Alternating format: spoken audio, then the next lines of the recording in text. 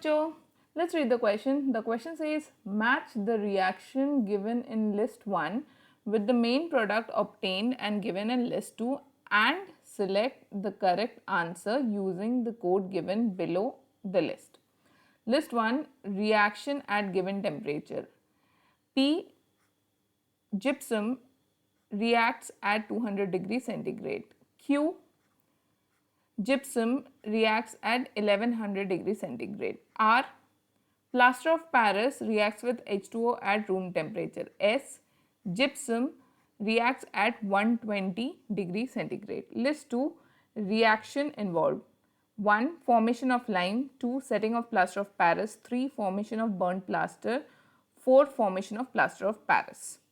So according to the code, A, option A, P matches with 1, Q with 3, R with 4, S with 2. Option B, P matches with 4, Q with 1, R with 2, S with 3. Option C, P matches with 3, Q with 1, R with 2, S with 4. Option D, P matches with 4, Q with 2, R with 1, S with 3. सो इस question को solve करने के लिए जो की concept हम use करेंगे वो है some important compounds of group 2 elements. So इस क्वेश्चन को सॉल्व करने के लिए सबसे पहले हम हमारा लिस्ट 1 लेंगे और एक एक करके हम रिएक्शन एनालाइज करेंगे. लिस्ट 1 में पहला है हमारा पॉइंट पी. रिएक्शन पी में CaSO4 विथ 2H2O. ये जो 2H2O है ये है वाटर ऑफ क्रिस्टलाइजेशन. तो CuSO4 2H2O जिसे जिप्सम भी कहा जाता है, इसको हम हीट कर रहे हैं एट 200 डिग्री सेंटीग्रेड. सो अगर हम जिप्सम को 200 डिग्री सेंटीग्रेड में हीट करते हैं तो हमें मिलता है बर्न्ट प्लास्टर या dead burnt plaster. Dead burnt plaster होता है एनहाइड्रस CaSO4 प्लस 2H2O.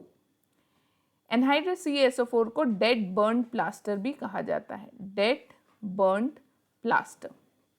सो अगर हम यहाँ देखें तो P जो है वो मैच कर रहा है विथ ऑप्शन 3. अब हमारे नेक्स्ट ऑप्शन पे जाते हैं. नेक्स्ट ऑप्शन है Q. लिस्ट 1 में नेक्स्ट जो हमारा ऑप्शन है वो है Q. यहाँ रिएक्शन है CaSO4 2H2O. अगेन जिप्सम को हम बहुत हाई हीट में हीट कर रहे हैं, दैट इज 1100 डिग्री सेंटीग्रेड. अगर हम जिप्सम को बहुत हाई हीट में हीट करेंगे तो फॉर्मेशन ऑफ लाइम होगा. सो लाइम फॉर्मेशन होता है. लाइम क्या होता है? लाइम होता है CaO, calcium oxide. So calcium oxide form होता है जब हम जिप्सम को 1100 डिग्री सेंटीग्रेड में हीट करते हैं. तो यहाँ देखा जाए तो Q मैच करता है 1 के साथ. अब नेक्स्ट आते हैं हमारे ऑप्शन R पे. ऑप्शन R है 2CaSO4 H2O. ये जो कंपाउंड है ये जिप्सम नहीं है, ये होता है प्लास्टर ऑफ पेरिस.